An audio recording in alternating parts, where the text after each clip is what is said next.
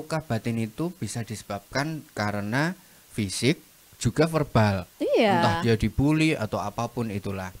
Prosesnya gimana Ibu? Apakah itu langsung ketika orang mendapatkan perlakuan seperti itu, apakah langsung ada dampaknya atau menunggu bertahun-tahun dulu akhirnya baru kerasa atau gimana? Waduh. Ada step-stepnya, nggak bisa langsung langsung sembuh kan nggak bisa. Kalau luka batin gimana?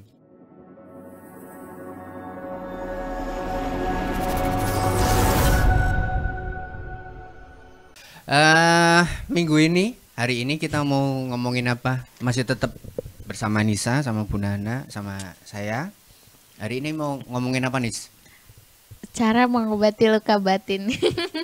Cara mengobati. Luka batin. Oh, ini teknik sekali ya kayaknya. Iya, aku pengennya gini, kenapa Nisa pengen ngobrolin soal mengobati luka batin, Sa? Kenapa nih? Ada apa sih? Ada luka apa nih? Cerita Nis. Atau ada kisah apa yang menginspirasimu? Mungkin kan sebelum kita untuk melangkah lebih ke depan, jadi biar kita melangkahnya itu lebih ringan, nggak merasa terbebani sama luka-luka kemarin. Jadi kita tuh harus mengobati lukanya itu dari sekarang gitu Asik. loh, Mas.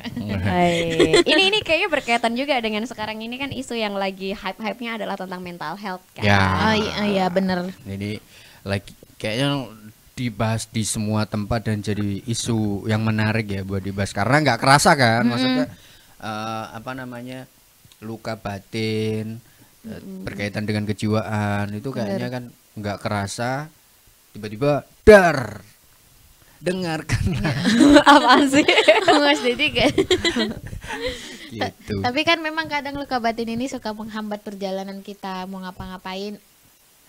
Mau ngelakuin ini misalnya kan itu masih terbayang trauma kesalahan yang lalu-lalu gitu loh Mas Bu. Makanya kan kita perlu mengobati luka-luka ini mulai dari sekarang biar gak kebayang-kebayang terus. Ini gimana? Saya mau nanya nih dulu kepada senior-senior. Mau nanya apa? Tapi memang ya, jadi bukan biasanya ya, salah milih bahasa juga aku nih. Orang itu beberapa pasti ada pengalaman traumatis di dalam dirinya. Pasti. Makanya mungkin ini loh bedanya luka batin dengan luka fisik. Luka batin ini kan karena dia ada pengalaman traumatis, mungkin dibully, mungkin diperlakukan tidak adil, atau dia ada rasa dendam dalam dirinya yang ini terus-menerus membayangi kehidupannya. Benar yang dibilang sama Nisa. Beberapa luka batin ini akan menghambat ke depannya dan juga mempengaruhi cara orang untuk bersikap, mengambil keputusan. Tapi disclaimer ya, ini kita ngobrol doang karena nggak ada yang di sini berprofesi sebagai psikolog gitu. Kita ngobrol doang. Ini based on dari pengalaman pribadi. Pengalaman pribadi atau mungkin beberapa pengalaman dari orang lain gitu. Jadi disclaimernya gitu. Ini ngobrol doang. Ngobrol aja. Ngobrol doang ya guys. Ya kan sambil aktivitas, sambil ngapain lah ini diputar aja di play sambil didengerin gitu kan. Ya kan Nis ya? Bener dong. Kapan lagi aktivitas ditemenin sama kita bertiga biar gak sendirian. Iya. Oh tapi bener banget. Aku jadi ingat karena Nisa bilang biar gak sendirian. Jadi selama proses menyembuhkan luka atau mendampingi orang lain yang sedang menyembuhkan luka, salah satu pesan yang aku ingat adalah nggak boleh ngerasa sendirian. Oke. Itu. Ini kayaknya biar lebih terstruktur. Terstruktur gak tuh? Kelas ya kayaknya. Nanti pembahasan tanya jawab. Ya kan biar lebih terstruktur ya kan. Obrolannya terarah gitu kan tadi Bu Nana sudah menjelaskan kayak. Oh ternyata luka batin itu bisa disebabkan karena fisik juga verbal. Entah dia dibully atau apapun itulah.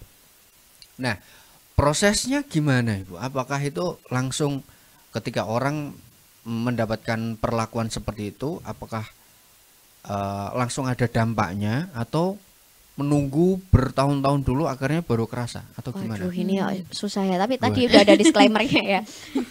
Kalau aku melihat itu gini ya, tubuh kita ini kan sangat luar biasa. Jadi jiwa kita ini macam wadah besar yang kita tidak pernah tahu kapan penuhnya. Dan setiap orang punya wadah yang berbeda-beda. Bisa jadi misalnya di Dedi ketika dimarahin orang tua apa-apa, Dedi biasa aja. Karena menurut Dedi ya itu bukan hal yang membuat trauma, tapi mungkin di aku atau di Nisa itu menjadi pengalaman yang berat, gitu. Berat terus membekas lama kelamaan karena itu terus-terusan dilakukan misalnya. Atau kalau diskriminasi sama teman-temannya. Mungkin bagi orang yang cuek ya udahlah gitu. Tapi kan balik lagi wadah setiap orang ini beda-beda. Nah, ketika wadah orang ini sudah full, sudah penuh, ya otomatis kan untuk mendapatkan perlakuan yang sama orang ini kan akan ada reaksi dari dalam tubuhnya. Jadi untuk masalah luka batin ini apakah reaksinya langsung atau butuh waktu bertahun-tahun, ini tergantung dari orang itu dan bagaimana penyikapan terhadap apa yang dia alami. Menurutku kayak gitu sih, Iya, Det. soalnya gini, kalau ngomongin luka batin dari kecil misalkan, anak kecil kan responnya beda-beda ya. Maksudnya Bener. kayak ada mungkin yang ngomongnya kasar ke dia, kemudian ya dia sebagai anak kecil juga nggak bisa ngerespon apapun. Tapi ternyata di usia sekian itu teringat dulu pernah diginiin sama orang ini. Kalau kamu gimana nih? Dulu kamu pernah nggak? Anak haram gitu. Astagfirullah. Amit-amit ya Allah. Ini kan lagi praktek kan, Iya. misalkan. Mungkin pernah di lingkup pertemanan sih lebih tepatnya. Jadi kan dulu waktu SD aku kan termasuk yang pendiam. Iya elah. Mau percaya kok sulit. Terus. Si temanku ini tuh punya abang yang sekolahnya sama di situ kan. Kalau punya abang sekolah yang sama merasa paling jagoan kan.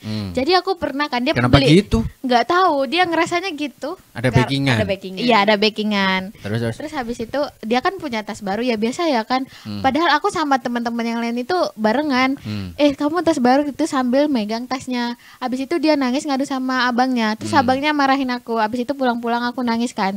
Jadi semenjak itu pas aku SMP punya teman yang sama lagi, punya teman tapi punya abang di situ, aku tuh jadi kayak membatasin diri teman sama dia tanpa aku sadari ternyata itu trauma dari SD ku Memori itu itu. ada ya? Iya. Jadi akhirnya membentuk sebuah sistem dalam diri. Iya, Nisa. bener. Tapi kamu cerita nggak?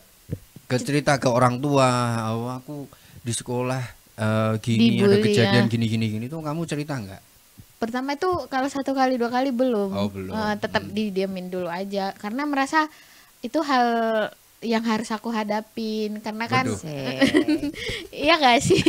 Itu kan lingkup pertemananku bukan lingkup orang tuaku gitu. Mungkin lebih ke situ sih. Ya kan berarti responnya kan kamu juga nggak menyampaikan ke siapapun, kamu pendem sendiri sampai akhirnya di lingkup SMP atau mungkin sampai sekarang juga masih seperti itu bisa jadi kan? Kebayang-bayang lebih Kebayang kan tepatnya. masih ada memori itu sebelumnya gitu. Nah, Bu Nana kalau fasenya gimana Bu? Maksudnya kayak orang luka batin itu kan kalau luka yang fisik aja kan kelihatan oh lukanya merah berarti ini baik, ininya apa jaringan kulitnya berarti bagus merah, nanti akan jadi ini gitu kan. Iya. Ada step-stepnya, nggak bisa langsung langsung sembuh kan nggak bisa. Kalau luka batin gimana? Aduh, gimana ya? Cuman kan kadang orang itu tidak, jadi ada orang yang tidak menyadari bahwa dia punya luka batin misalnya karena di masa kecil dia sering dibeda-bedakan. Ternyata ketika dia besar dia membentuk sebuah pola sikap sedikit memberontak atau misalnya Jadi karakternya seperti jadi itu ya? terbentuk Iya, atau benar. gimana. Ternyata dia tidak sadar bahwa ternyata ada luka batinnya di masa lalu yang dia belum sembuh dan itu membuat pola sikap dia kepada orang lain juga melakukan yang sama. Bisa jadi kayak gitu karena aku pernah baca orang yang membuli ada kecenderungan untuk membuat pembulian yang sama di fase yang berbeda. Korban kemudian jadi pelaku. Kadang kayak gitu. Terus ada juga yang mungkin pengalaman traumatisnya cukup berat, misalnya mengalami KDRT, pemukulan, itu kan sesuatu hal yang terasa ya. Kalau diskriminasi itu kan kadang kita nggak menyadari kalau itu didiskriminasi. Iya. Tapi kalau misalnya kita dipukul atau apa itu kan pengalaman traumatisnya lebih kerasa ya. Terus kayak mungkin ada rasa Combo banget itu fisik sakit. dapat, ini dapat. Terus belum lagi misalnya diintimidasi dan kawan-kawannya. Nah, ini bisa jadi dia istilahnya ya, traumanya tuh bener-bener yang dia kerasa dan dia pasti tahu bahwa dia punya luka batin di situ yang harus disembuhkan. Sedih dong. Iya. Fasenya pasti sedih kan. Kamu mendapatkan perlakuan seperti itu pasti tidak sedih. baik, iya. Sedih, Oke. marah, tidak terima, merasa diri tidak dihargai, kesel. Makanya beberapa orang yang ini kan nyambung dengan bicara soal kekerasan ya. Orang-orang yang menjadi korban kekerasan itu beberapa self esteemnya rendah. Dia merasa tidak berharga. Aduh. Itu gitu. Dia merasa tidak layak gitu. Apalagi kalau sudah insecure gitu ya. Apalagi kalau kekerasannya ini sudah abuse of power. Jadi kayak ada relasi yang tidak seimbang, relasi kuasa yang tidak seimbang. Ini biasanya menurunkan kepercayaan diri dari si korban gitu. Karena kalau ngomongin soal luka batin ini kan nyambungnya kemana-mana gitu. Jadi ke bawah mana-mana jadinya. Makanya. Berarti intinya itu bisa disembuhkan ya. Fasenya dari yang sedih kemudian menerima. Nah, jadi ya kalau setauku, ini kan ngobrolnya aku takut jadi. Fase yang pertama adalah kita harus memvalidasi setiap perasaan kita. Menurutku itu. Jadi jika sekarang sedih ya kita harus menyadari bahwa itu sebuah kesedihan. Nggak apa-apa juga. Nggak apa-apa, nangis. Jadi setiap emosi ini kan sebuah hal yang wajar dan ini nggak apa-apa, boleh banget. Nis, kamu nangis nggak apa-apa nih. Nangis nggak apa-apa. Lo Mas Dedi lo kan biasanya cowok ini lelaki tidak bercerita tapi duduk sambil ngopi. Aduh. Ibu kita Kartini tuh udah berupaya emansipasi, masih ada yang ketidaksetaraan gender ini di sini. Belum ada gender balance tuh sekarang belum ada. Nah ini balik lagi. Oh iya. Sini. Iya jadi tadi harus memvalidasi setiap perasaan yang ada dan aku percaya sih setiap perasaan itu dinamis. Artinya kita itu kalau sedih ya nggak akan sedih terus kok gitu loh. Kalau kita kecewa nggak akan kecewa terus gitu. Karena perasaan itu dinamis. Setelah kita memvalidasi setiap perasaan kita ya kita harus menerima. Proses penerimaan ini yang kadang berat. Bahwa oh iya aku adalah orang yang kena perlakuan seperti itu. Oh iya aku di sini bersedih. Oh iya aku di sini seperti ini. Nah itu harus diterima. Proses penerimaan diri ini yang kadang cukup sulit karena kebanyakan orang-orang itu masih denial bahwa kayaknya aku enggak deh kalau aku itu kena luka batin. Jadi proses denial ini kan biasanya terjadi. Nah proses penerimaan diri ini yang kadang-kadang perlu beberapa bantuan profesional gitu. Nah setelah menerima diri dengan apa yang dia alami, maka proses penyembuhan harusnya bisa mulai terjadi. Misalnya dengan mulai merasa oh aku ini step berikutnya ngapain ya, masa iya aku akan berada di fase ini terus gitu. Makanya kan yang ditawarkan biasanya adalah beberapa kegiatan-kegiatan positif yang lebih mindful ya, misalnya meditasi, yoga, terus kegiatan olahraga, terus beberapa pertemuan komunitas dan kawan-kawannya itu untuk ya nggak ngerasa sendirian. Karena tadi kan aku sempat bilang kan bahwa selama proses pendampingan untuk sembuh biasanya yang kita dengar itu adalah kamu nggak boleh ngerasa sendirian ya gitu. Kadang-kadang kan kita ngerasa kok aku sendirian ya, kok aku nggak punya siapa-siapa ya. Padahal ternyata kita itu masih ada kok orang-orang tuh yang peduli sama kita gitu. Jadi kita juga harus membuka diri pada setiap orang yang ngasih kepedulian ke kita.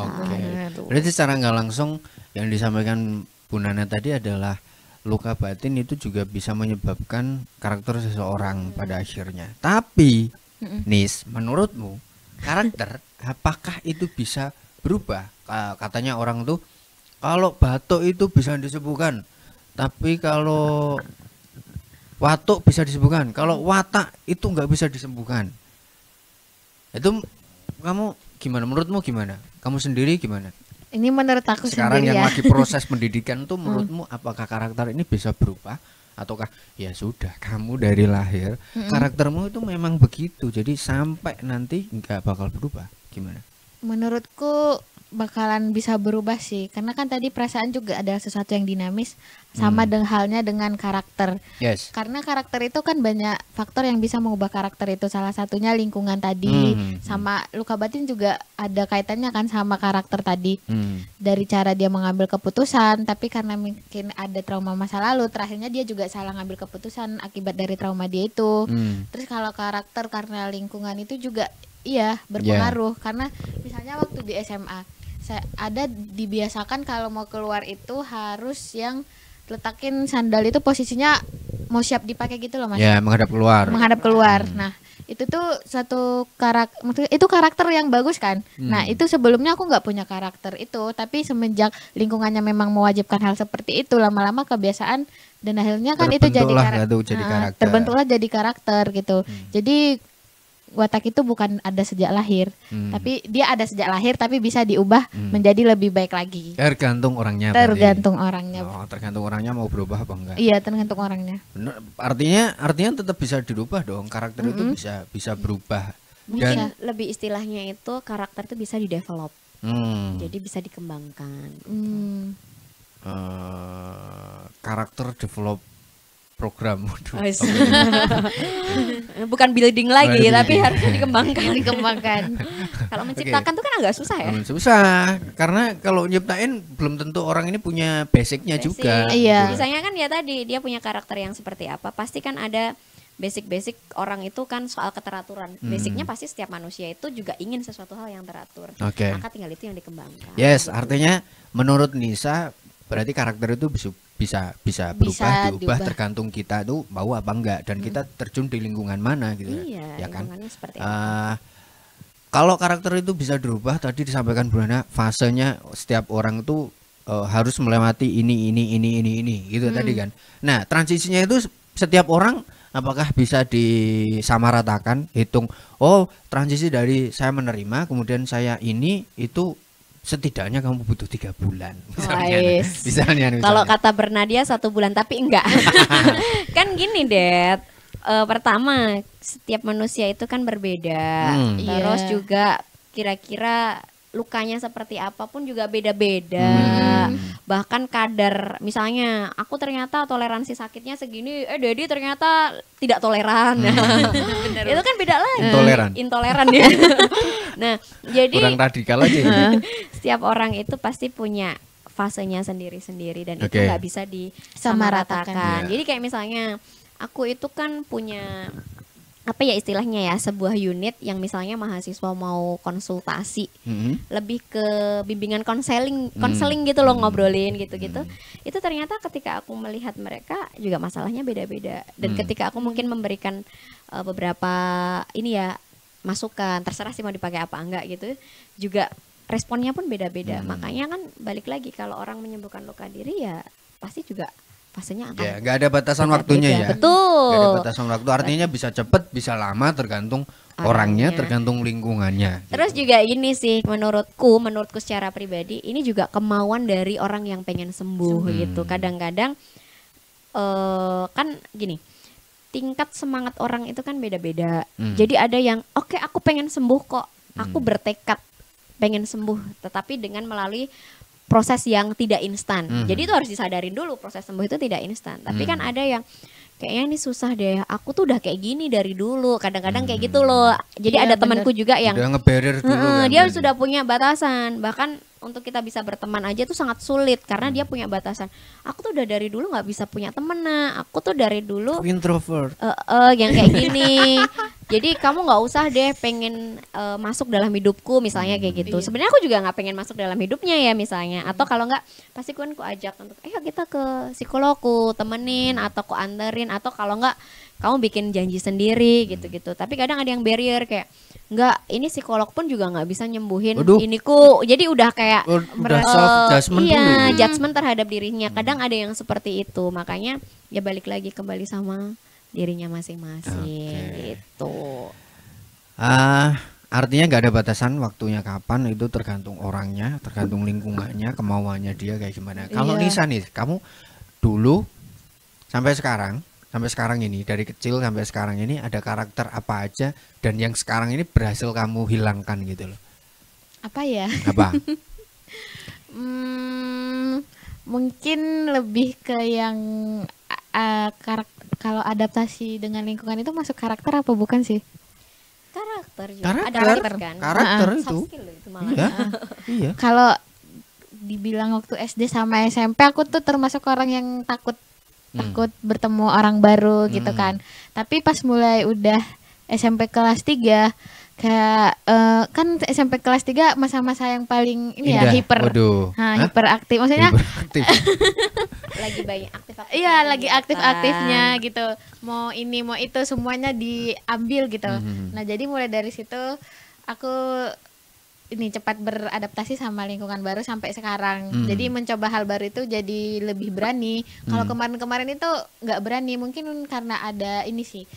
Ada beberapa yang kayak trauma luka batin, tapi orang tuaku itu bilangnya itu gini, mau kamu gimana pun asal menurutmu itu baik, ya udah silahkan lakuin. Ibu sama bapak cuman bantu support dari belakang dan doain. Jadi aku percaya dengan doa orang takut. Jadi aku mau kemana pun aku udah nggak punya rasa takut lagi sekarang gitu. Berarti spirit untuk melangkahmu mencoba dan lain-lainnya itu karena memang dorongan dari orang tua. Iya, itu. dorongan dari orang tua. Terus akhirnya kamu milih apa? Maksudnya kegiatan apa gitu loh?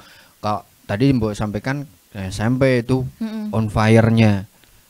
On fire banget tuh pengen ngelakuin ini semua. Kan semua pasti dicoba oh ternyata ini nggak cocok, ini nggak suka. Iya. Oh biasa aja kayak gitu. Terus kamu ngeseleksinya gimana tuh? Supaya ini masuk ke Bu Nana tadi kan harus ada hal positif. Bener. Yang harus kita lakukan. Jadi supaya nggak sendiri kan pasti harus ada kegiatan kan. Bener. Itu kamu gimana? Ikut ekskul. Ekskul menari, terus kemarin itu ikut ekskul karate juga waktu di SMP. Nah, abis itu kan aku juga nggak termasuk orang yang nggak bisa jauh dari orang tua.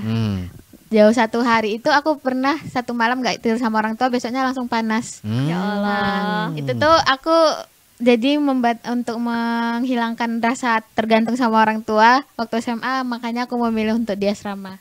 Itu salah satu solusi, maksudnya solusiku untuk tidak tergantung sama orang takut, dan sampai sekarang malah jauh banget jaraknya. Oh, menurutku Nisa itu sudah tahu. Jadi Nisa ini sudah, kalau ibaratnya gini, Nisa sudah tahu apa yang menjadi kelemahan dalam dirinya, apa yang menjadi potensi dari dirinya sampai ancaman dalam dirinya. SWT-nya dia udah jalan. Makanya dia akhirnya punya solusinya nih harus seperti apa gitu. Dan ini bagus. Memang setiap orang tuh kan harus menyadari ini semua tadi, Det, supaya jangan sampai luka batin yang terus-terusan menghantui kita. Ini justru mengambil kesempatan yang ada. Karena kalau menurut aku pernah baca juga, trauma itu ya kayak baju. Trauma itu kan kayak apa yang melekat dalam diri kita. Oke. Pertanyaannya kayak gini, apa yang melekat dalam diri kita ini mau kita jadikan fokus nggak? Atau kita tetap mau lihat ke depan deh karena kita jalannya ke depan. Nah ini kan sama halnya kita memilih itu. Manusia tidak terlepas dengan traumanya, tetapi ya tadi jangan jadikan trauma itu sebagai center of attentionnya kita atau pusat perhatiannya kita. Tapi cobalah kita melihat ke depan dan kita cobalah berdamai dengan oke, nggak apa-apa kok aku punya trauma ini, nggak apa-apa kamu terus ada di hidupku. Tapi aku juga punya hidup loh ke depan. Jadi seakan-akan ngomong sama diri sendiri gitu loh. Tapi aku juga punya hidup ke depan loh. Jadi tolong ya kita sama-sama berupaya supaya kita bisa menggapai nih cita-cita yang kita inginkan misalnya kayak gitu. Berarti tapi sometimes aku juga melakukan ngobrol sendiri loh. Oh, perlu gitu. Ya, itu perlu. Ngomong sama diri sendiri. Perlu. Kita tuh harus ngomong sama diri sendiri. Jadi intinya solusinya adalah ngubah atau geser dikit sudut pandang ya. Iya. Biar nggak fokus ke masalahnya aja, tapi kita fokus supaya lebih produktif. Caranya itu tadi yang disampaikan Nisa, produktif ikut inilah, ikut ini itu. Jadi nggak ada kesempatan untuk overthinking atau memikirkan hal yang di situ-situ mulu. Dan harus berani, Det. Kadang-kadang orang itu tuh kalau sudah masuk dalam lingkungan yang toksik dan memberikan trauma, kadang untuk bisa lepas itu nanti kalau aku lepas kayak gini nanti dia gimana. Jadi gini loh, beranilah. Nanti juga pasti ada fasenya kok gitu loh. Untuk lepas itu harus ada keberanian. Kalaupun nanti merasa sedih, merasa sakit dan lain sebagainya, nggak apa-apa. Kan ibaratnya kalau kita tuh punya lingkungan yang toksik tuh kan kayak tangan kita terjerat sama itu tuh tali yang pinjol, melukai. Iya benar. Pinjol mana? Tali yang melukain. Ya mungkin kita harus melepaskan itu kan, supaya tidak terus-terusan menyakiti kita. Pada saat itu ya kita harus ngobatin kan luka yang ada di kita. Bener. Karena masih ada bekasnya. Masih ada bekasnya. Tapi setelah itu kita kan akan lebih happy lagi atau enjoy lagi dalam menjalani hidup gitu. Oke, gitu aja ya. Iya, obrolan-obrolan ini. Jadi ini berdasarkan dari cerita pengalaman pribadi.